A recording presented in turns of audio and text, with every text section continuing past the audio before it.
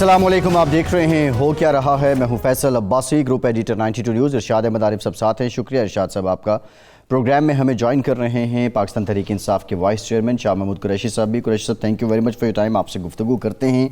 जो अब तक की सबसे अहम खबर है वो ये है कि फाइनेंशियल टाइम की स्टोरी जो इमरान खान से मंसूब है, एक बयान उनका जिसमें इमरान खान कहते हैं कि वो अब मज़ीद जो है अपनी हुकूमत जाने का इल्ज़ाम हुकूमत को नहीं देते हैं और वो अमरीका के साथ बाइज़्ज़त ताल्लुकात चाहेंगे अगर वो फिर से मुंतखब हो जाते हैं।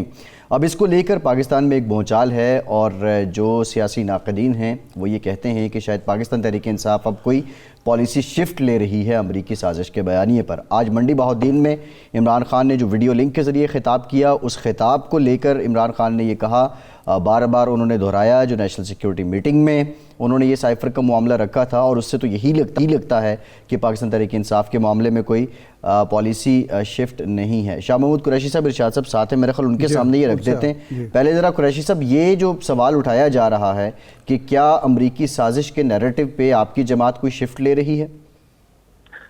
मैं वजाहत कर दूं, हमारी जमात ने कोई शिफ्ट नहीं किया। ये एक प्रोपेगेंडा सेल है PMLN का। वो खान साहब के जो इंटरव्यूज हैं उनमें से ऐसी चीजें पिक करने की कोशिश करता है और गलत फहमियां पैदा करने की कोशिश करता है। हमारा बयानिया जो है हम उस पर कायम हैं। हम कह रहे क्या है? हम कह रहे हैं कि हम सबके साथ अच्छे ताल्लुकात चाहते हैं बशमूल अमेरिका। अमेरिका की अहमियत से हम गाफिल नहीं है। एक ग्लोबल पावर है, एक इकोनॉमिक पावर है, एक मिलिट्री पावर है। हमारे उनके साथ मरासिम रहे हैं। जब इमरान खान साहब हुकूमत में थे, वजीर आजम थे, ट्रम्प एडमिनिस्ट्रेशन के साथ हमने ताल्लुकात को मजीद बेहतर करने की कोशिश की थी। जो दोहा का पीस प्रोसेस है हमने उसमें हेल्प किया था। जो अफगानिस्तान में एवैक्यूएशन है हमने उसको फैसिलिटेट किया था और हमने जो पैटफ की जो हमारा पाकिस्तान का मौक़िफ़ है उसमें अमेरिका की मदद हासिल करने के लिए उनसे हमने तायद हासिल की थी। ये सब कुछ था। हम क्या कह रहे हैं? हम कह रहे हैं कि हम अच्छे ताल्लुकात चाहते हैं सबसे, गुलामी किसी की नहीं चाहेंगे, मदाखलत किसी की नहीं चाहेंगे। शाह साहब, ये बिल्कुल दुरुस्त फरमाया। खान साहब ने भी आज यही कहा कि मेरे बयान को तोड़ मरोड़ कर पेश किया जा रहा है। ये अपनी जगह पे ये जो अब इस वक्त आज आप सुप्रीम कोर्ट में गए कि FIR दर्ज नहीं हो रही, खान साहब पर जो कातलाना हमला हुआ, सवाती साहब का इशू है, अरशद शरीफ साहब का इशू है। जहाँ तक पंजाब का मामला है या वज़ीराबाद का हादसा है या सानिया है, पंजाब में हुकूमत आपकी है। ये खान साहब की बात तो ठीक है कि मेरे अगर FIR नहीं दर्ज हो रही तो आम आदमी के साथ क्या होता होगा, लेकिन क्या वज़ीर आला पंजाब जो हैं वो इतनी गैर मुअस्सिर हैं कि एक पुलिस जो SHO है या इवन IG है वो उनके अहकामात को पसे पोश डाल रहा है? क्या वज़ीर आला इतना बेबस होता है? देखिए, इमरान खान साहब ने ये कहा कि इसमें कोई शक नहीं कि पंजाब में हमारी हुकूमत है, लेकिन उन पर इस किस्म का दबाव था कि वो कानूनी मेरा हक होने के बावजूद मेरी FIR काटने से कासिर थे। चुनांचे मुझे जाना पड़ा, अदालत का सहारा लेना पड़ रहा है। उनके जो जुबैर न्याजी हैं वो एडिशनल सेशन जज वजीराबाद के पास पेश हुए और उन्होंने वहाँ पिटीशन फाइल की। आज उन्होंने जो उनकी जो कत्ल की जो प्लॉट हुआ और जो असैसिनेशन अटेम्प्ट हुआ उसके बारे में उन्होंने सुप्रीम कोर्ट के चीफ जस्टिस साहब से दरख्वास्त की है कि वो जुडिशल कमीशन कायम करें और वो देखे कि हक़ाइक़ क्या है। मेरे जो वहम है, जो मेरा शुबा है, जो मेरी मालूमात हैं, मैं चाहूँगा उनकी बुनियाद पर वो तहकीक करे और देखें हक़ाइक़ क्या है। और कानून में अगर मुझे ये रियायत है कि मैं अपनी पसंद की अपना वर्जन की मैं FIR करवा सकता हूँ, तो उसमें रुकावट बन रहा है तो कौन बन रहा है, क्यों बन रहा है? सही। اچھا قریشی صاحب، اس پہ تو وزیر اعظم صاحب نے بھی درخواست کی ہے، خط لکھا ہے بلکہ سپریم کورٹ کو، چیف جسٹس کو، آپ بھی گئے ہیں، تو اس پہ اگر یہ کمیشن بن جاتا ہے، تحقیقات ہو جاتی ہیں، تو اس پہ تو کوئی معاملہ نہیں ہے، مطلب اس پہ تو آپ ایک پیج پہ ہیں، کوئی کیا اس پہ بھی کوئی ہے ڈسپیوٹڈ میٹر ہے اس میں؟ کس چیز پر؟ کون سا ڈسپیوٹ؟ یہ خان صاحب پہ جو قاتلانہ حملہ ہوا ہے، میں یہ بات کر رہا ہوں اس کی، کہ پرائم منسٹر نے بھی تو یہ کہا کہ سپریم کورٹ کو یہ خط لکھا گیا کہ بھئی آپ اس پہ کمیشن بنائیں، اس کی انکوائری کی جائے جو عمران خان الزام عائد کر رہے ہیں۔ دیکھیے، ان کی لفاظی زیادہ تھی اور اس میں سیاست زیادہ تھی. ہم سیاست سے ہٹ کر حقائق کی بات کر رہے ہیں. وہ جسے کہتے ہیں نا، گونگلوں سے مٹی اتارنے کی کوشش کر رہے تھے. صحیح ہے. اچھا کوئی صاحب، یہ جو سانحہ وزیر آباد ہے، اس میں آپ کے کارکن معظم گوندل شہید بھی ہوئے. آج جو پوسٹ مارٹم رپورٹ آئی ہے اس سے پتہ چلتا ہے کہ ان کو پسٹل کی یا ریوالور کی یا 9mm کی گولی نہیں لگی، بڑے ہتھیار کی گولی لگی ہے. آپ کے مخالفین یا وفاقی حکومت کے لوگ یہ کہتے ہیں کہ خان صاحب کے جو گارڈ تھے، سیکیورٹی گارڈ، انہوں نے بھی گولیاں چلائیں اور دوسری آواز اسی کی ہے. تو یہ تو اس کا مطلب ہے کہ دوسری جو گولی چلی ہے وہ ان ہتھیاروں سے چلی ہے جو اس جو گرفتار بندہ ہے اس کے پاس نہیں تھا. تو اس کو کس انداز میں آپ جسٹیفائی کریں گے؟ دیکھیے، میں موقع پہ تو نہیں تھا اور نہ ہی میں اس پہ اسپیکولیٹ کر سکتا ہوں، نہ ہی میں نے یہ رپورٹ دیکھی ہے. یہی تو انویسٹیگیشن کا مطالبہ جو ہے انہی چیزوں کی تفصیلات میں تو جائے گا. یہی تو مقصد ہوتا ہے انویسٹیگیشن کا، کہ حقائق سامنے آئے. جی. آج خواجہ آصف صاحب قومی اسمبلی میں کھڑے ہوئے اور انہوں نے کہا کہ جی خان صاحب یہ بات بالکل غلط کہہ رہے ہیں کہ ہم نے کوئی نواز شریف سے مشاورت کی ہے آرمی چیف کے ایشو پر، یا آرمی چیف کے ایشو پر کوئی ان پٹ نواز شریف صاحب سے لی جا رہی ہے. وہ تو وزیر اعظم کا حق ہے، وزیر اعظم ہی کریں گے، اور خان صاحب خام خواہ ایشو بنا رہے ہیں اس کو. نہیں، ایشو نہیں بنا رہے. خواجہ آصف صاحب جو لندن میں انہوں نے گفتگو فرمائی تھی، جو میڈیا نے اس کو اٹھایا بھی تھا اور نریٹ بھی کیا تھا، اسی کا مطالعہ کر لے. انہوں نے خود کہا کہ ہاں ہماری بہت سی ایشوز پر مشاورت ہوئی اور اس مسئلے پر بھی تبادلہ خیال ہوا. وہ آج اپنے بیان کی خود نفی کر رہے ہیں. لگتا ہے کہ انہوں نے کچھ نظر ثانی کی ہے اپنے بیان پر، لیکن انہوں نے خود اعتراف کیا کہ بالکل جہاں بہت سی سیاسی چیزیں ڈسکس ہوئیں، اس تعیناتی کے بارے میں بالکل مشاورت ہوئی. تو آپ کے خیال میں ایک باخبر سیاستدان کے طور پر یہ خواجہ صاحب کو یو ٹرن کیوں لینا پڑا؟ کہیں سے کوئی دباؤ آیا؟ عرض یہ ہے، ان کے اندر اس وقت ایک سخت کنفیوژن ہے. اور مجھے تو لگتا ہے، دیکھیے میں اندازہ لگا رہا ہوں، میرے پاس کوئی نالج نہیں ہے، مجھے مس کوٹ مت کیجیے گا، کہ اس اہم تعیناتی میں نواز شریف کی سوچ اور شاید شہباز شریف کی سوچ میں بھی خلیج ہو. اچھا، یعنی دونوں بھائیوں کے درمیان بھی اختلاف ہے؟ میں یہ نہیں کہ مجھے لگتا ہے. دیکھیے، ابھی تک وہ وہاں بیٹھتے ہیں، کئی نشستیں کرتے ہیں اور کسی فیصلے پہ نہیں پہنچتے. اختیار تو شہباز شریف صاحب کا ہے، وزیر اعظم ہے وہ، ٹھیک ہے نا جی، پھر فیصلہ کیوں نہیں کر پا رہے؟ جی. اور ان کو لندن سے جہاز کا رخ موڑنا پڑا، شرم الشیخ سے لندن جانا پڑا. کیوں؟ پھر ایئرپورٹ جاتے ہوئے انہوں نے کہا کہ جی وہ اب ان کی طبیعت ناساز ہو گئی ہے اور انہوں نے اپنے ڈپارچر میں مزید تاخیر کی. کیوں؟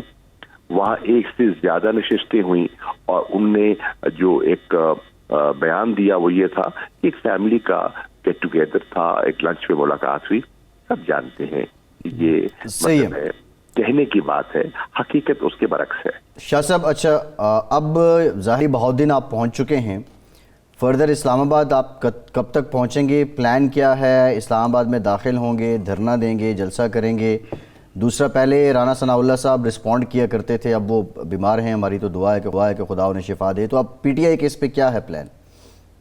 دیکھیے، پی ٹی آئی کا تو پلان یہ ہے کہ پہلے تو میں بہاؤدین کے لوگوں کا تہ دل سے شکریہ ادا کرنا چاہوں گا. آج منڈی بہاؤدین کا اگر آپ وہاں آ کے دیکھتے جس قسم کا استقبال انہوں نے دیا ہے, اور خان صاحب جب تقریر کر رہے تھے وہ ایک سروں کی چادر تھی, بندے سے بندہ جڑا ہوا تھا اور کھڑے تھے, کوئی وہاں کوئی کرسیاں نصب نہیں تھی, لوگ کھڑے تھے اور کندھے سے کندھا ملا ہے. وہ پورا بازار اور پورا شہر بھرا ہوا تھا.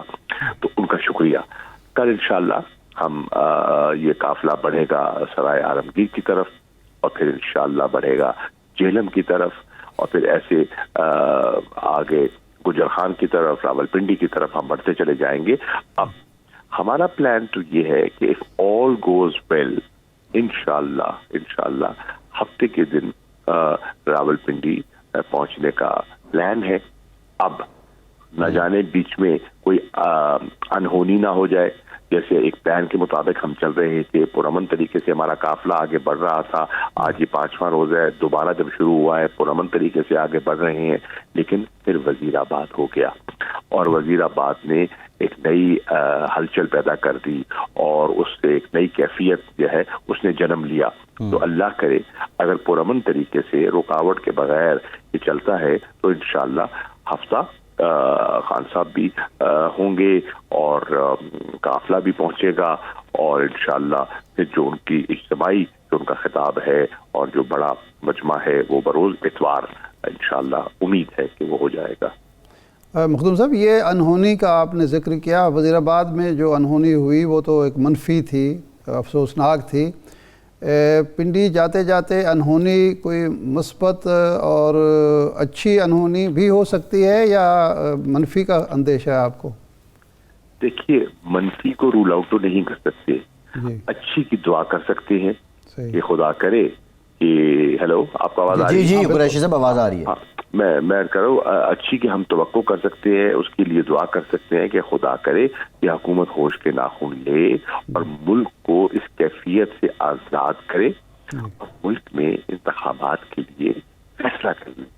دیکھیے, اس وقت یہ جو حکومت کی ضد ہے, ہٹ دھرمی ہے, اس کی وجہ سے آپ کی اکانومی متاثر ہو رہی ہے, آپ کی پولیٹیکل انسٹیبلٹی جو ہے وہ بڑی واضح دکھائی دے رہی ہے.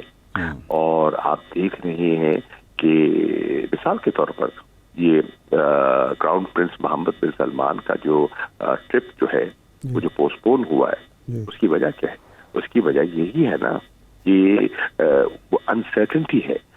انہیں شاید بلاول بھی گئے ہوئے تھے, 2 دن وہاں گزارے, اس کے باوجود وہ انہیں اپنا پوسٹ پون کر دیا. اس کی وجہ کیا ہے؟ اس کی وجہ یہی ہو سکتی ہے نا کہ غیر یقینی صورتحال ہے, اور اس غیر یقینی صورتحال میں وہ کیا بات کرتے اور کس قسم کی گفتگو ہوتی. لیکن شاہ صاحب, یہ غیر یقینی صورتحال کا الزام حکومت آپ کو دھرتی ہے, اور یہ دورہ جو ملتوی ہوا ہے یہ الزام بھی آپ کو دیتی ہے. وہ دیکھیے, وہ تو الزام اوبیسلی انہیں اپنے پہ تو نہیں لینا, انہیں تو ہر الزام ہم پہ ڈالنا ہے نا. مہنگائی کا الزام بھی ہم پر تھا, اور لوگوں نے دیکھا کہ ان 7 ماہ میں جو ان کی کارکردگی کی وجہ سے جو آج مہنگائی کا عالم ہے, جو بے روزگاری بڑھ رہی ہے, جو معیشت کا, جو بزنس کمیونٹی کا ایک جو انویسٹر کانفیڈنس لوئسٹ ایب پر ہے, وہ تو ہم پہ الزام دے دیتے نا. لیکن آج حکومت میں وہ ہیں اور کرائٹیریا سامنے یہ آ رہا ہے, لوگوں کا اوپینین پول یہ آ رہا ہے. آپ یہ بتائیں, جب انہوں نے ایک سروے کیا ہے, اس سروے کے مطابق واضح اکثریت پاکستان کے لوگوں کی سمجھتی ہے کہ نئے شفاف انتخابات ملک کو اس دلدل سے نکال سکتے ہیں, تو پھر یہ اپنی انا اور ضد پر کیوں قائم ہے؟ شاہ صاحب, یہ نواز شریف صاحب, فضل الرحمان صاحب اور آصف زرداری صاحب کا تو یہ متفقہ فیصلہ ہے کہ الیکشن اگلے سال اکتوبر سے پہلے بالکل نہیں ہوں گے. آپ لانگ مارچ کر رہے ہیں, دباؤ ڈال رہے ہیں, وہ دباؤ لینے کے لیے تیار نہیں ہے. اس کے باوجود آپ پر امید ہیں کہ کوئی اور یہ الیکشن کرا دے گا قبل از وقت؟ آپ کی آواز ٹوٹ رہی ہے, پر سوال یہ ہے قبلہ کہ کیا ان کا مشترکہ فیصلہ فوقیت رکھتا ہے کہ ملک کا مفاد؟ ان کا مشترکہ فیصلہ تو بہت کچھ چیزوں کا ہو سکتا ہے. ان کا تو مشترکہ فیصلہ ہے کہ نیب کے قانون میں ترمیم کر دی جائے, انہوں نے کر لی. ان کا مشترکہ فیصلہ تو ہے کہ جتنے کرپشن کے کیسز تھے ان کو دفتر کر دیا جائے, کر دیا. ان کا مشترکہ فیصلہ تو یہ ہے کہ بہت سی چیزیں اور بہت سی برات اور رعایت وہ حاصل کر لے. تو وہ تو مشترکہ فیصلہ ان کے مفاد میں ہو سکتا ہے نا, دیکھنا ہے کیا ملک کے مفاد میں بھی ہے کہ نہیں. صحیح. اچھا یہ فرمائیں کہ راولپنڈی میں فواد چودھری صاحب 2-3 بار کہہ چکے کہ جناب عمران خان صاحب راولپنڈی میں تمام قافلوں کا جو آپ کی قیادت میں جا رہا ہے قافلہ, اسد عمر صاحب کی قیادت میں جا رہا ہے, پرویز خٹک صاحب کی قیادت میں آ رہا ہے, ان کا استقبال کریں گے. تو پنڈی میں استقبال کے بعد آپ اسلام آباد کا رخ کریں گے یا پنڈی میں ہی معاملات طے پا جائیں گے؟ obviously جی انشاءاللہ عمران خان صاحب وہاں کی صحت بہتر ہوتی ہے, انشاءاللہ پنڈی پہنچیں گے, ان قافلوں کا استقبال بھی کریں گے اور پھر اگلے روز وہ اپنا خطاب بھی کریں گے. اور وہ خطاب جو ہے بڑا امپورٹنٹ ہوگا. اس خطاب میں ایک جو ڈائریکشن ہے, ہدایت ہے پارٹی کو, کارکنوں کو اور پاکستان کی عوام سے وہ مخاطب ہے. آپ دیکھیں نا روز ہم جہاں ہمارا آخری پڑاؤ ہوتا ہے وہاں ویڈیو لنک کے ذریعے عمران خان خطاب فرماتے ہیں. آج میں منڈی بہاؤدین میں تھا, قافلے کو لیڈ کر کے یہاں پہنچا اور اسد عمر صاحب جڑوالا پہنچے تو وہاں بھی اسکرین نصب تھی, یہاں بھی اسکرین لگی ہوئی تھی اور انہوں نے بیک وقت دونوں اجتماعات سے خطاب کیا. تو یہ سلسلہ بھی ان کا ساتھ ساتھ چلتا چلا جا رہا ہے اور انشاءاللہ مین جو ان کا پلان ہے وہ جب وہ مین اجتماع سے خطاب کریں گے اس میں دیں گے.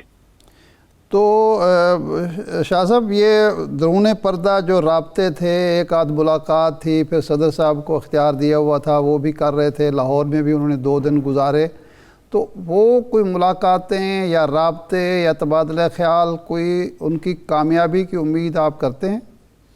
دیکھیے ہم دعا کر سکتے ہیں کہ صدر صاحب کی جو نیک نیتی سے ملک کے مفاد میں جو کوشش کی ہے وہ رنگ لے آئے. ابھی تک تو مجھے اس میں زیادہ پیش رفت دکھائی نہیں دی, لیکن انسان کو ناامید نہیں ہونا چاہیے. تو یہ جو پیش رفت میں رکاوٹ صرف جو پولیٹیکل اس کے ایکٹرز ہیں وہی ہیں یا کچھ اور عناصر بھی ہیں؟ حکومتی پی ڈی ایم اپنے مفادات کو اس وقت ترجیح دے رہی ہے. ملک ان کی نظر میں, ملک کی مفاد ان کی نظر میں سیکنڈری ہے. وہ اپنی سیاست اور اپنے مفادات کو ترجیح دے رہے ہیں انفارچونیٹلی. جی قریشی صاحب, یہ مذاکرات حکومت سے ہی ہو رہے ہیں یا کسی اور سے بھی ہو رہے ہیں؟ حضور دیکھیے مذاکرات حکومت obviously ایک پولیٹیکل معاملہ ہے, پولیٹیکل پارٹیز ہیں وہ مل بیٹھتی ہیں, لیکن میں سمجھتا ہوں کہ اس میں سب فریق جو ہے موجود ہوں تبھی یہ بات سرے چڑھے گی, کیونکہ تنہا حکومت تو شاید اس کو سرے چڑھانے کی پوزیشن میں ہی نہ ہو. لیکن قریشی صاحب آپ دعا کا ذکر بار بار کر رہے ہیں, بہت اچھی بات ہے. کل ہم پاکستان کے فائنل کے لیے بھی دعا پہ بہت ڈیپینڈنٹ تھے, لیکن معاملہ اصل میں دوا پہ ہے اور دوا مذاکرات ہی ہیں. تو اب یہ دوا کا سلسلہ شروع ہو, میری گزارش ہے, ہم نے تو مذاکرات سے انکار نہیں کیا, لیکن یہ دوا شروع ہو چکی ہے, یہ کیا اس کی کوئی ڈوز مل چکی ہے؟ یہ تو آپ کو ڈائل کرنا پڑے گا لندن. نہیں آپ کے اینڈ پہ آپ کو, یعنی آپ کو کوئی انٹیمیشن نہیں ہے؟ اس کے بعد آپ کو فوراً ایک کال لندن کرنی پڑے گی, کیونکہ لگتا ہے all is not well in London. نہیں اس کا مطلب ہے شاہ صاحب علاج جو ہے وہ لندن میں ہی, لندن والوں کے پاس ہے, کسی اور کے پاس کوئی علاج نہیں ہے. یہی تو تعجب کی بات ہے کہ اختیار اسلام آباد والوں کے پاس ہے اور علاج تلاش کرنے لندن گئے ہیں. لیکن خان صاحب تو کہتے ہیں کہ اسلام آباد والوں کے پاس بھی اختیار نہیں ہوتا, پاور اور اختیار کسی اور کے پاس ہوتا ہے. وہ خود کہہ رہے ہیں, وہ شہباز شریف صاحب خود فرما رہے ہیں کہ میرا آئینی اختیار ہے اور میں اپنا آئینی اختیار اپنے وقت پہ استعمال کروں گا. وہ تو خود کہہ رہے ہیں, ہم تو نہیں کہہ رہے.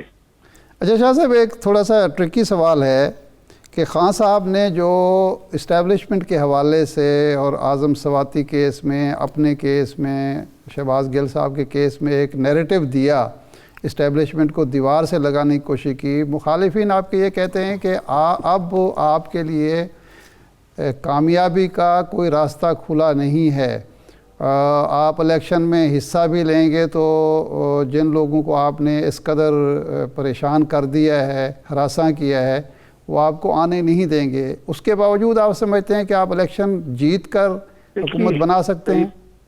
پہلی بات تو یہ ہے کہ ہمارا اسٹیبلشمنٹ سے کوئی جھگڑا نہیں ہے. ہم کسی ادارے سے لڑنا نہیں چاہتے. ہمیں اداروں کی اہمیت اور ان کی ضرورت کا احساس ہے. لیکن ہم کہہ رہے ہیں کہ اگر کوئی تجاوز کرتا ہے تو اداروں کو بھی یہ اختیار ہے، ان کے پاس بھی ہونا چاہیے، اور یقیناً ہوگا کہ وہ کوئی آؤٹ آف لائن جاتا ہے، قانون سے بالا تر ہو کے جاتا ہے، آئین کو بالائے طاق رکھتے ہوئے فنڈامنٹل رائٹس کی وہ جو بنیادی گارنٹیڈ ہے انڈر کانسٹیٹیوشن، ان کی نفی کرتا ہے، تو پھر ان کو ان کا بھی احتساب کا عمل جو ہے اس کو آگے بڑھنا چاہیے. ہم یہ کہہ رہے ہیں نمبر ایک. ہم دوسرا یہ کہہ رہے ہیں کہ یہ اختیار کے حکومت کون بنائے اور اگلا الیکشن کون جیتے، یہ ایک فرد واحد یا کسی ٹولے کے پاس یا کسی بند کمرے میں یہ فیصلہ نہیں ہونا چاہیے. یہ فیصلہ پاکستان کی عوام نے کرنا ہے، اور عوام پر اعتماد کرتے ہوئے یہ فیصلہ ہونے دیں. اچھا، آخری سوال یہ ہے کہ آپ ایف آئی آر کے اندراج کے لیے سپریم کورٹ سے رجوع کر چکے ہیں. سپریم کورٹ کے حکم پر ایف آئی آر درج ہو جاتی ہے. جن قوتوں نے یا عوامل نے یا عناصر نے ایف آئی آر درج نہیں ہونے دی، کیا ایف آئی آر کے اندراج کے بعد وہ شفاف تحقیقات ہونے دیں گے، آپ کو انصاف لینے دیں گے؟ تبھی تو ہم نے کہا ہے کہ ایف آئی آر نہ صرف درج ہو، وہ حضرات جو اس پر انفلوئنس کر سکتے ہیں اور ڈائریکٹلی وہ اکیوزڈ ہیں، انہیں اسٹیپ ڈاؤن کرنا چاہیے تاکہ شفاف انویسٹیگیشن ہو سکے. جی ٹھیک، بہت شکریہ. شاہ محمود قریشی صاحب، وائس چیئرمین تحریک انصاف، ہمارے ساتھ موجود تھے.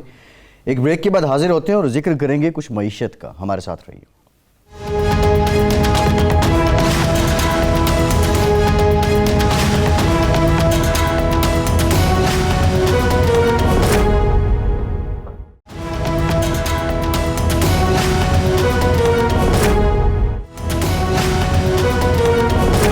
بریک کے بعد ایک بار پھر سے آپ کا خیر مقدم کرتے ہیں. ہمیں جوائن کیا ہے سابق چیئرمین ایف بی آر شبر زیدی صاحب نے. بہت شکریہ زیدی صاحب آپ کے وقت کا. زیدی صاحب، خبر یہ آئی ہے کہ جو آئی ایم ایف کے ساتھ ابھی گزشتہ ہفتے مذاکرات ہونے تھے، اب وہ 3 ہفتے کی تاخیر پہ چلے گئے ہیں، اور کچھ ذرائع کا یہ کہنا ہے کہ آئی ایم ایف کہہ رہا ہے کہ کچھ کنڈیشنلٹیز ہیں وہ ان 3 ہفتوں کے دوران پوری کی جائیں. کیا واقعتاً ایسا ہے؟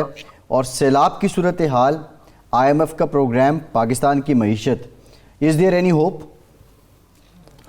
دیکھیں، جو ہماری انفارمیشن ہے وہ یہ ہے کہ کیونکہ پاکستان کا جو تجارتی خسارہ ہے وہ بہت تیزی سے بڑھ رہا تھا، تو ایک امپلائڈ یا پروسیس میں امپورٹ کو کم کیا گیا. جب امپورٹ کو کم کیا گیا تو اس کی وجہ سے پاکستان کی جو ٹیکس کلیکشن ہے وہ ٹارگٹ سے کم ہو گئی. اب آئی ایم ایف یہ کہہ رہا ہے کہ اگر آپ کی ٹیکس کلیکشن کم ہو رہی ہے تو آپ نئے ٹیکسز لگائیں، اور تقریباً 800 بلین 800 کی بات کر رہا ہے. تو اب پاکستان کا مسئلہ یہ ہے کہ پاکستان ایک ٹریپ میں پھنس گیا ہے. اگر ہم امپورٹ کو بڑھاتے ہیں اور ٹیکس بڑھتا ہے تو ہمارا دوسری طرف تجارتی خسارہ ہمارے لیے ڈالر مینیج نہیں ہوتا، اور اگر ٹیکس بڑھاتے ہیں تو اس کا پھر ایک اور بیک لاگ ہے. تو یہ ایک بڑی مشکل صورتحال پاکستان کے لیے اس وقت آ چکی ہے. اور اس وقت آپ یہ سمجھیں کہ میں لفظ ڈیڈ لاک تو استعمال نہیں کروں گا کہ ایک تقریباً اس بات پہ پاکستان تیار نہیں ہے کہ وہ ٹیکسز کو بڑھائے، مگر at the same time I M F یہ کہتا ہے کہ وہ آپ ٹیکسز بڑھائیں کیونکہ آپ ٹیکس والے کلیکشن ٹارگٹ کو پورا نہیں کر پا رہے ہیں. تو یہ ایک حقیقت ہے. اور دوسری بات، جو سیلاب کا تو ٹائم گزر گیا، مگر جو نقصان اپنی جگہ پر ہے وہ ہو گیا ہے. مگر جو بنیادی بات ہے وہ یہ ہے کہ اپریل یا جو بھی جب سے یہ گورنمنٹ آئی ہے، کوئی واضح پاکستان کی معاشی حالت میں تبدیلی نہیں آئی. جو پوزیشن تھی وہ وہیں کی وہیں کھڑی ہے. ہم نے کوئی بنیادی تبدیلی نہیں کی، اور پاکستان کی معیشت میرے ذاتی حساب سے مشکلات کی طرف بڑھ رہی ہے. مجھے کوئی امیڈیٹ پوزیشن میں کوئی بہتری کی صورتحال نظر نہیں آ رہی unless کہ ہم کچھ ایسے اقدامات خود کریں جو کہ ہماری قوم کو صحیح کرے. اور میں بار بار یہ بات کہتا ہوں کہ ہمیں بجلی کی کنزمپشن میں کنزروینسی کرنی چاہیے, جو ہماری بجلی اور انرجی کی کنزمپشن میں کنزروینسی کرنی چاہیے, جو ہماری بنیادی ضرورت ہے وہ ہم نہیں کر رہے ہیں. تو اگر آپ یہ سمجھتے ہیں کہ معیشت کو ہم یہ آگے پیچھے کر لیں گے اور قوم کچھ نہیں کرے تو یہ مشکل ہے. اب وہ ٹائم نہیں ہے, قوم کو کرنا پڑے گا, لیڈروں کو قوم کو یہ بات بتانی پڑے گی کہ اب وہ دن نہیں ہے جس میں آپ بازار کو 12 بجے کھولیں اور رات کو 12 بجے تک ساری لائٹیں جلا کے کاروبار کریں. اب یہ عیاشی پاکستان اس کا متحمل نہیں ہو سکتا. شہباز صاحب, کہا یہ گیا تھا کہ پاکستان ڈیفالٹ ہو سکتا تھا اگر حکومت تبدیل نہ ہوتی اور ہم پالیسی چینج نہ کرتے اور IMF کے پاس نہ جاتے, IMF کی شرائط نہ مانتے. ہم نے IMF کی شرائط مان لی, ہم نے یہ کہا کہ جو ہمیں سعودی عرب سے ریلیف پیکج مل گیا, چین سے ریلیف پیکج مل گیا, $1 ارب ہمیں سے زائد IMF سے مل گئے. اس کے باوجود صورتحال وہیں کے وہیں ہیں, بلکہ پہلے سے زیادہ خراب ہو چکی ہے. تو کیا ڈیفالٹ کا خطرہ اب بھی موجود ہے پاکستان کو؟ دیکھیں, یہ بات جو ڈیفالٹ کی بات ہے اور پاکستان کی جو معاشی صورتحال کی بات ہے, ہم نے لفظ ڈیفالٹ کو ایک عجیب سا لفظ بنا لیا ہے. 16 دسمبر 2021 کو جب عمران خان کی گورنمنٹ موجود تھی اور کافی مضبوط گورنمنٹ تھی, اس وقت میں نے کہا تھا کہ پاکستان کی حالت بینکرپسی کی ہے. میں نے لفظ ڈیفالٹ استعمال نہیں کیا تھا. اور اس وقت دونوں پارٹیاں جو کہ آج پاور میں ہیں, وہ بھی اور PTI والے بھی, مجھے انہوں نے سب نے کہا کہ یہ آپ نے بات کی, یہ بات آپ کی غلط تھی. اس کے بعد ایک وقت ایسا آیا کہ عمران خان صاحب نے بھی کہا کہ ملک ڈیفالٹ کی طرف جا رہا ہے, مفتاح اسماعیل صاحب نے بھی کہا کہ ہم نے بچا لیا, ہم نے یہ کر دیا. تو میرا سوال ان سب سے آج بھی یہ ہے کہ جب 16 دسمبر میں نے کہا تھا, جب اس کے بعد آپ دونوں کہہ رہے تھے کہ ملک صحیح, اس وقت کہتے صحیح ہے, پھر آج آپ نے کیوں کہا کہ یہ ڈیفالٹ کی طرف جا رہا ہے؟ مفتاح صاحب نے کہا ہم نے بچا لیا, اسحاق ڈاٹ صاحب نے کہا ہم نے بچا لیا, شہباز شریف کہہ رہے ہیں ہم نے بچا لیا. کس نے بچا لیا اور کون بچ گیا؟ میرے ذاتی حساب سے جو پوزیشن اس وقت تھی وہ آج بھی ہے, اور پاکستان کے فورن کرنسی اکاؤنٹ کی جو پوزیشن ہے وہ میرے حساب سے آج بھی بیلنس نہیں ہو رہی ہے, اور ہمیں مشکلات دیکھنے ہیں. اور اس میں وہ کس طرح ہم بیلنس کریں گے وہ ہے. تو یہ کہنا کہ میں نے ڈیفالٹ سے بچا لیا, میں نے یہ کر دیا, میں نے وہ کر دیا, یہ بیکار کی بات. ٹیکس اینڈ فیگرز کے ساتھ بات کریں کہ یہ پوزیشن تھی, یہ ریزرو کی پوزیشن ہے, یہ امپورٹ کی پوزیشن ہے, یہ قرضے واپس لیے ہم نے, یہ قرضے دے دیے, یہ $1 بلین سعودی عرب سے آ گیا, وہاں سے یہ ہو گیا. یہ سب کتابی باتیں ہیں. یہ پاکستان ابھی اپنی معاشی مشکلات سے نہیں نکلا ہے. اور میں آپ کو ایک بالکل واضح بات بتا دینا چاہتا ہوں جو میں سمجھتا ہوں کہ پاکستانیوں کو پتا ہونا چاہیے کہ پاکستان 24, 25, 26, 27, 28 یہ میں نے 5 سال آپ کے سامنے رکھے ہیں. ان 5 سالوں میں اگر اپنی پوزیشن کو بہتر نہیں کرے گا, اپنے رویوں کو تبدیل نہیں کرے گا, تو کوئی بھی سال ایسا نہیں ہے کہ پاکستان اس ایج پہ نہیں کھڑا جس کو ہم ڈیفالٹ کہتے ہیں. تو یہ بیکار باتیں ہیں. آج بھی جا کے اگر بینکوں میں LCیاں نہیں کھل رہی ہیں, اور بینکوں میں LC سلیکٹو کھل رہی ہیں, اور ایکسچینج ریٹ کا ڈفرینس جو بازار میں ہے اور جو ایکچوئل اویلیبلٹی ہے اس میں 20 روپے کا فرق ہے, تو اب کیا بات کر رہے ہیں؟ مجھے تو میری سمجھ زیدی صاحب ایک سوال, زیدی صاحب ایک سوال یہ بھی ہے, آپ نے ایکسچینج ریٹ کا ذکر کیا, ریمیٹنسز جو ہیں وہ اکتوبر میں 9.1% اس میں کمی آئی ہے.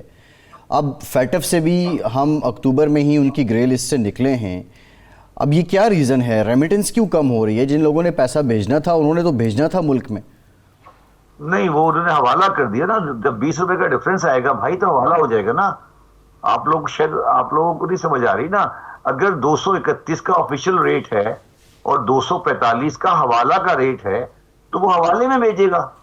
آپ بالکل سمپل راکٹ سائنس, اس میں کوئی راکٹ سائنس تھوڑی ہے. نہیں تو اس کو ریگولیٹ کرنا کس کا کام ہے زیدی صاحب؟ دیکھیے یہ تو بڑا مشکل سبجیکٹ ہے. دیکھیے پہلے میں نے میری بات کو غور سے سمجھیں. آج بازار میں حوالے کا ریٹ 245 ہے, ٹھیک ہے, اور بازار میں جو آفیشیل ریٹ ہے وہ 231 ہے یا 220, جو بھی آپ سمجھے, تو 220, ہاں 222 ہے, سوری. تو اگر 20 روپے کا ڈفرنس ہے تو جب آپ کے پاس $30 بلین کی ریمیٹنس آ رہی ہے, اس میں سے اگر 10, 12, 15 بلین ڈالر کا حوالہ ہو جاتا ہے تو وہ تو کوئی بڑی بات نہیں ہے. میرا مقصد کہنے کا ہے 1 بلین یا آدھا بلین کا حوالہ ہو جاتا ہے تو وہ بڑی بات نہیں ہے. حوالہ رک نہیں سکتا. حوالہ اس وقت رکے گا جب آپ کا آفیشیل ریٹ اور ان آفیشیل ریٹ کا ڈفرنس تقریباً 0 ہو جائے گا. اگر آپ نے یہ ڈفرنس رکھا تو یہ کبھی حوالہ نہیں رک سکتا, یہ کبھی بھی نہیں. یہ اس کو آپ آرٹیفیشلی نہیں مینیج کر سکتے کہ ریمیٹنسز کم نہیں ہو رہی ہیں. ریمیٹنسز پاکستان میں انڈائریکٹلی آ رہی ہیں, مگر وہ حوالے سے آ رہی ہیں, وہ آپ اسٹیٹ بینک کے تھرو نہیں آئیں گی. جب جتنا آپ اس کا ان آفیشیل کا اور آفیشیل کا ڈفرنس بڑھاتے جائیں گے, حوالہ بڑھتا جائے گا. تو یہ وہ چیزیں ہیں جو پبلک کے سامنے رکھنی چاہیے. بتائیں لوگوں کو کہ حوالہ کیا ہوتا ہے. پہلے مجھے آپ بتائیں, آپس کی بات بتائیں. آپ اکنامسٹ نہیں ہو, آپ کو نہیں بتایا حوالہ کیا ہوتا ہے, نہیں پتا کہ حوالہ. نہیں زیدی صاحب, ہمیں حوالے کا پتہ ہے. زیدی صاحب گزارش سن لیں, نہیں سن لینا زیدی صاحب, حوالے کا پتہ ہے جو بنیادی سوال تھا نا آپ سے. سر سوال سن لیں زیدی صاحب. حوالے کی انٹری تو نہیں بتانا تمہیں کہ انٹری کی کیا ہوتی ہے, کس طرح ہوتا ہے. تو میں یہ کہہ رہا ہوں یہ ایک ٹیکنیکل سبجیکٹ ہے اور اس کا آنسر ہے, مگر یہ آنسر یہ کسی قانون سے نہیں ہوتا. یہ آنسر جب آئے گا جب 222 اور 245 کا ریٹ ختم ہوگا. میں جتنا مرضی لوگوں کو پکڑ لوں وہ نہیں ہو سکتا. نہیں زیدی صاحب ٹھیک ہے, یہ بات آپ کی ٹھیک ہے, لیکن سوال یہ ہے, ارشاد صاحب میں ایک سوال پوچھنا چاہوں گا. زیدی صاحب سوال یہ ہے کہ ہم فیٹف کی گرے لسٹ سے نکلے ہیں, تو وہ جو پہلے چیک اینڈ بیلنس تھا, نگرانی تھی, سرویلنس تھی, کیا اس میں کوئی کمی واقع ہو گئی ہے؟ یہ بھی ایک فیکٹر ہو سکتا ہے.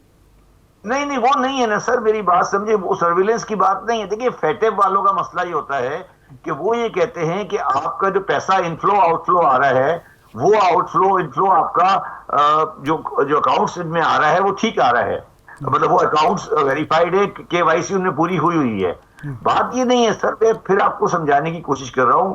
ہمارے پاس $30 بلین کی انورٹ ریمیٹنس ہے, $30 ارب سال کا. یہ بہت بڑا اماؤنٹ ہے. اگر اس اماؤنٹ میں سے آپ 30 بلین کے اندر سے آپ صرف 1 بلین کا حوالہ رکھیں تو یہ بھی بہت بڑا اماؤنٹ بن جاتا ہے نا. تو اب پاکستانی کے لاکھوں ایسے لوگ پاکستانی ہیں جن کو باہر پیمنٹ کرنی ہے, ٹھیک ہے, میں آپ کو اس کو آسان کر دیتا ہوں. ایسے بے شمار لوگ ہیں جو پراپرٹی پاکستان میں رکھتے ہیں مگر وہ باہر رہتے ہیں, تو وہ کہتے ہیں جی ہم پراپرٹی بھیجنا چاہتے ہیں مگر آپ ہمیں پیسے باہر دے دیں. تو ہوتا یہ ہے کہ آپ اس کے بھائی کو یہاں روپی دے دیتے ہیں اور آپ کا بھائی اس کو ڈالر باہر دے دیتا ہے. تو یہ حوالے کا سمپل ٹرانزیکشن ہے. یہ ٹرانزیکشن بڑے زوروں میں ہوتی ہے, اس پہ کوئی انلیگلٹی بھی نہیں ہے, یہ بتا دوں میں آپ کو. مگر وہ آدمی اس لیے کرتا ہے کہ اس کو ڈفرینس بہت بڑا مل جاتا ہے نا حوالے میں. ہاں جی, ہاں 20-22 روپے زیادہ مل رہے ہیں. جی یہ میں کہہ رہا ہوں. تو مقصد کہنے کا یہ ہے کہ آپ کو یہ ڈفرینشیل جو ہے یہ کم کرنے کا صرف ایک طریقہ ہے. یہ ابھی, اچھا میں یہ بتا دوں آپ کو, یہ ابھی بڑھا ہے, پچھلے کوئی 4-5 تقریباً کوئی 2-3 ہفتے سے بڑھا ہے, جب سے اسٹیٹ بینک آف پاکستان نے یہ جو ڈار صاحب نے کہا نا کہ ہم بینکوں کو پکڑیں گے اور بینکوں نے یہ کیا اور بینکوں نے وہ کیا, اس کے بعد سے بینکوں نے LC بند کر دی. بینکر LC نہیں کھول رہے ہیں. جب بینکر LC نہیں کھول رہے ہیں تو کیا ہوگا؟ جس ٹریڈر نے کوئی سامان منگانا ہے حوالے کا کام کرے گا, وہ آگے پیچھے کرے گا کچھ. تو سوال یہ ہے کہ یہ جو آپ کرنسی کو مینیج کرنے کی کوشش کر رہے ہیں, اس سے حوالہ بڑھ جائے گا. تو میرا کہنے کا مقصد یہ ہے کہ آپ یہ آرٹیفیشل یہ جادوگری نہیں کریں. کوئی جادوگری نہیں ہے, کوئی جادوگری نہیں ہے. ڈار صاحب اسلام آباد بیٹھ کے کوئی جادوگری نہیں کر سکتے. ہم کراچی میں بیٹھے ہیں, ہم مارکیٹ میں بیٹھے ہیں, وہ اسلام آباد میں ہریالی میں بیٹھے ہیں, ہم مارکیٹ کے اندر بیٹھے ہیں, ہمیں پتہ ہے کیا ہو رہا ہے. ہم مینیج کرتے ہیں کرنسیز کو کہ کیا ہوتا ہے. وہ باہر بیٹھ کے وہاں بیٹھ کے بینکوں کو ڈنڈا دے کے آپ نہیں کچھ کر سکتے. آپ کو مارکیٹ میکینزم کو دیکھنا پڑے گا. میں بار بار آپ کو ایک بات کہہ رہا ہوں کہ ہمیں اپنا انرجی کا بل جو 28 سے 30 بلین ڈالر پہ پہنچ چکا ہے, اس کو ہمیں کم کر کے 22-23 بلین ڈالر پر لانا ہے. اگر پاکستان کو باقی رکھنا ہے، ڈیفالٹ سے بچانا ہے، اور کوئی طریقہ پاکستان کو ڈیفالٹ سے بچانے کا نہیں ہے. آپ یہ جو زیدی صاحب کے اندر زیدی صاحب یہ تو آپ نے فرمایا نا کہ انہوں نے سخت اقدامات کرنے کی دھمکی دی اور اس کے نتیجے میں یہ مسئلہ پیدا ہو گیا، سمجھ آ رہی ہے. وہ تو خیر یہ کہہ کے آئے تھے، لندن سے روانہ ہوئے تھے کہ میں اس کو 180-82 پہ لے کے آؤں گا. اب وہ 222 سے نیچے آ ہی نہیں رہا. لیکن یہ صرف ہماری جو ریمیٹنسز کم نہیں. جی 222 پہ آپ مجھے ڈالر لا دیں گے کل؟ جی آپ مجھے $10,000 لا دیں 222 پر، میں آپ کی بات مان جاؤں گا. یہ 222 کا ریٹ کون سا ہے سر، یہ بتائیے نا. جی 222 پہ مجھے $10,000 آپ لاہور میں کہاں جہاں بھی بیٹھے ہیں آپ ذرا بازار میں جا کے مجھے $10,000 لا کے دکھا دیں 222 پہ. نہیں، وہ آپ درست فرما رہے ہیں، لیکن جو انٹر بینک ریٹ ہے وہ تو یہی ہے نا. میں اور بات کر رہا ہوں، وہ یہ ہے کہ آپ کی ریمیٹنسز کم ہو گئیں، اس کی وجہ ہنڈی حوالہ ہو گیا. لیکن آپ کی ایکسپورٹ بھی کم ہوئی ہے، اس کی وجہ کیا ہے؟ امپورٹ انہوں نے خود کم کر دی ڈالر بچانے کے لیے، ایکسپورٹ میں بھی کمی واقع ہوگی. اس کی وجہ آپ کیا سمجھتے ہیں؟ ایکسپورٹ کی بتاتا ہوں میں ایکسپورٹ کی. دیکھیں ایکسپورٹ کی وجہ یہ تھی جی کہ جو ہمارا پچھلا سال گزرا ہے نا جی، وہ دنیا میں کووڈ کی ابھی ریپریکشن تھی اور ہم بغیر کووڈ کے آپریٹ کر رہے تھے. ٹھیک ہے. اور ہمارا جو کرنسی بہت زیادہ ہمارا بینیفٹ تھا. اور تیسری بات یہ ہے کہ ہمارا جو انرجی کاسٹ تھا پاکستان میں وہ کافی لو تھا. تو اس سب میں ملا کے ہمارے ایکسپورٹ کو ایک سرٹن بوسٹ دیا ہوا تھا. وہ ہمارا جو ایڈوانٹیج ہے وہ آہستہ آہستہ ختم ہو رہا ہے. جو دوسری دنیا ہے، جو ہمارا کمپیٹیٹر ہے، وہ آہستہ آہستہ باقی آ رہا ہے. اور ہمارا جو دیکھیں ایک اور بات بھی آپ یاد رکھیں، جو ہم ایکسپورٹ کرتے ہیں، اگر ہم $32 بلین کی ایکسپورٹ کرتے ہیں نا، تو ایکسپورٹ کرنے کے لیے بھی ہمیں تقریباً کوئی 32 کے اندر $8 بلین امپورٹ کرنا پڑتا ہے، را مٹیریل اور پیکنگ مٹیریل.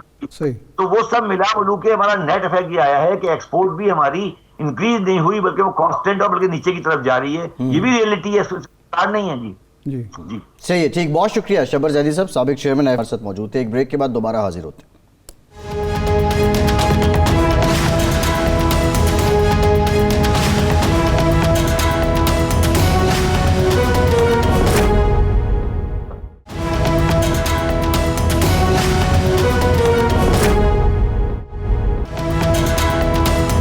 بریک کے بعد ایک بار پھر سے آپ کو خوش آمدید کہیں گے. ارشاد صاحب، شہباز شریف صاحب لندن میں رہے.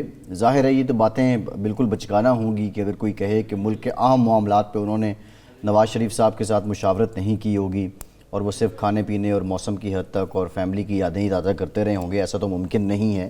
ظاہر ہے ہوئی ہوں گی، اور مسلم لیگ نون کے روح رواں نواز شریف ہی ہیں. عمران خان کا جو اس پہ اعتراض ہے وہ بھی ایک لحاظ سے سیاسی ہی ہے.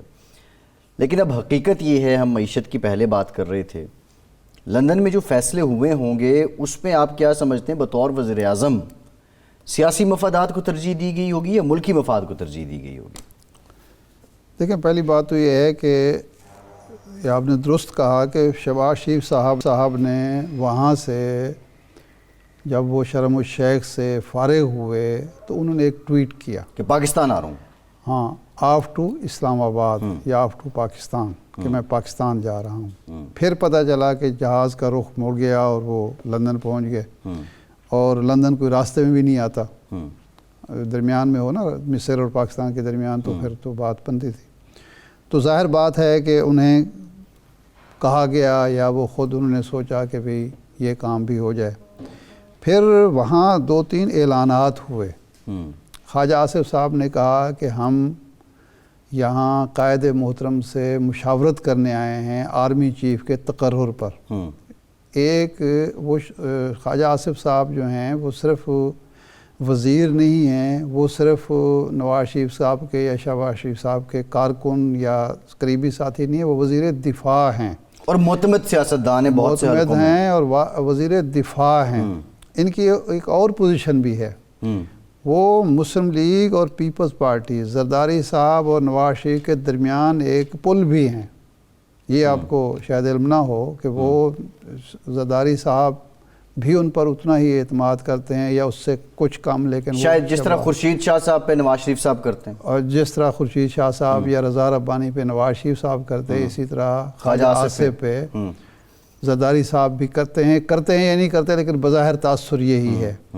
تو ان 3 حیثیتوں میں انہوں نے یہ اعلان کیا کہ ہم یہاں ڈسکس کرنے آئے ہیں، لیکن اس کے بعد جب یہ خبریں چلوائی گئیں، میں چلوائی گئی کا لفظ اس لیے استعمال کر رہا ہوں کہ وہاں سے شریف خاندان کے لوگ ہی یہ خبر فیڈ کر رہے تھے کہ جی سینئر موسٹ پر اتفاق ہو گیا ہے کہ جی وزیر اعظم سینئر موسٹ کو آرمی چیف بنائیں گے۔ لیکن جب یہ خبر چلی اس کے 1 گھنٹے کے اندر خواجہ آصف صاحب نے کہا کہ نہیں جی ابھی مشاورت مکمل نہیں ہوئی، اور پاکستان پہنچنے کے بعد انہوں نے کہا تو مشاورت ہی نہیں ہوئی، وہ مشاورت سے ہی مکل گئے۔ یعنی ایک تو یہ تھا کہ طے ہو گیا، فیصلہ ہو گیا، تقرر ہوگا، سینئر موسٹ ہوگا، اور سینئر موسٹ میں بھی ایک مختلف پرسیپشن ہے، یعنی میاں نواز شریف صاحب کے خیال میں جو سینئر موسٹ ہے وہ ادھر نہیں ہے دوسری سائڈ پہ، تو اب وہ بالکل مکر گئے۔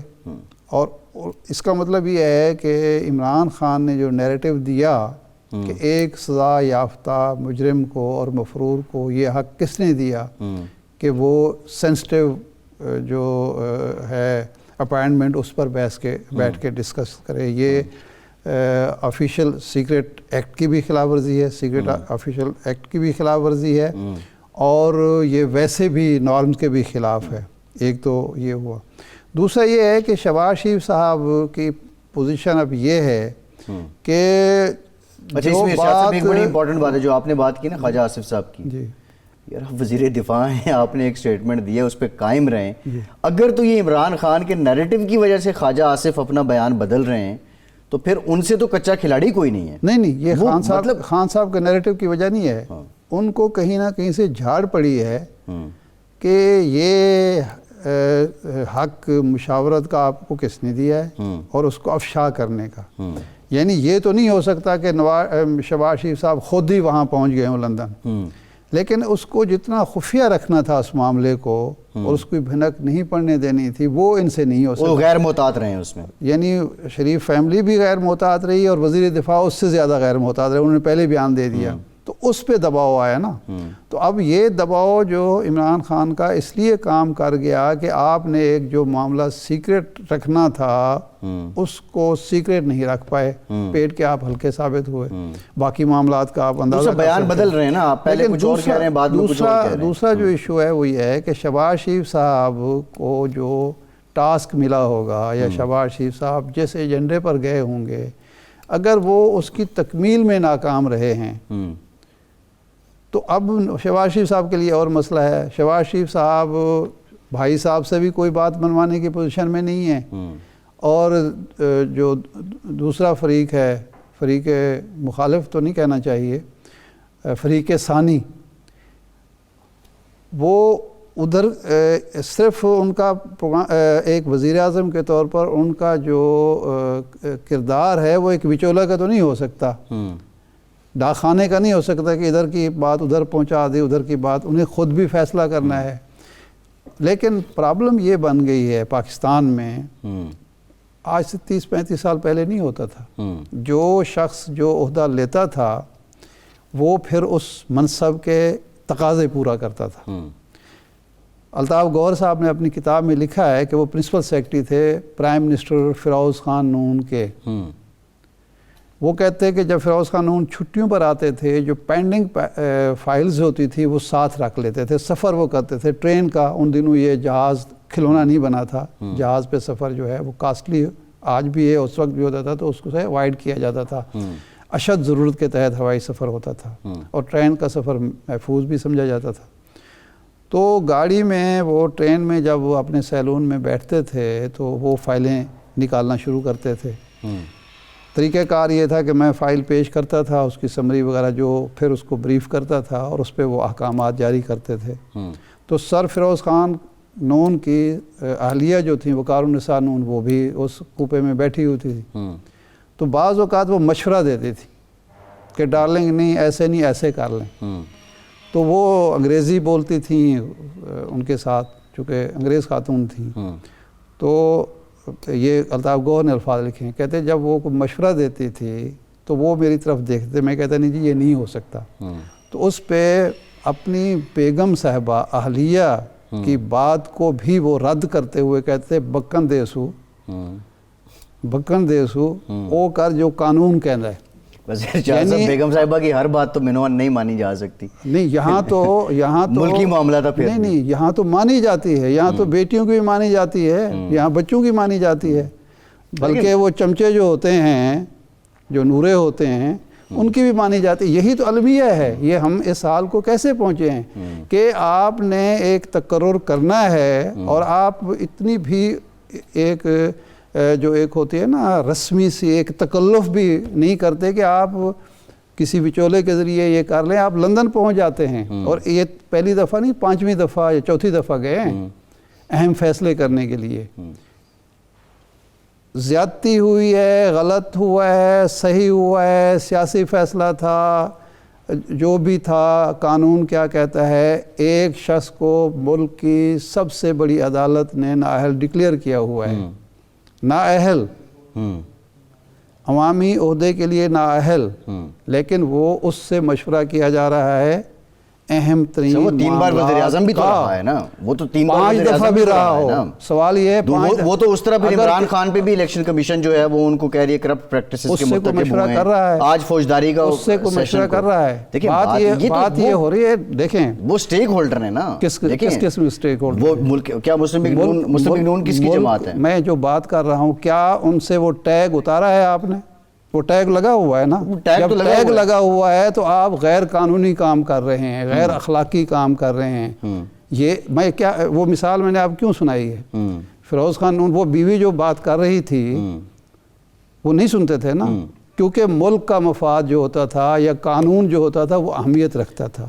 اب یہ بات معاملہ نہیں رہا ہے۔ بڑے بھائی جان ہیں، پارٹی کے تعیات قائد ہیں، ان کی بات شہباز شریف صاحب نہیں سنیں گے تو کہاں پھر وزیر اعظم ٹھیک ہے، سنیں نا پھر، یہی تو المیہ ہے سر، سننے کے بعد وہ مانیں گے۔ ارشاد صاحب یہی المیہ ہے، اس ملک میں کتاب رکھا گیا۔ بہت شکریہ ارشاد صاحب، آپ کا پروگرام کا ٹائم ختم ہو گیا، اجازت دیجیے۔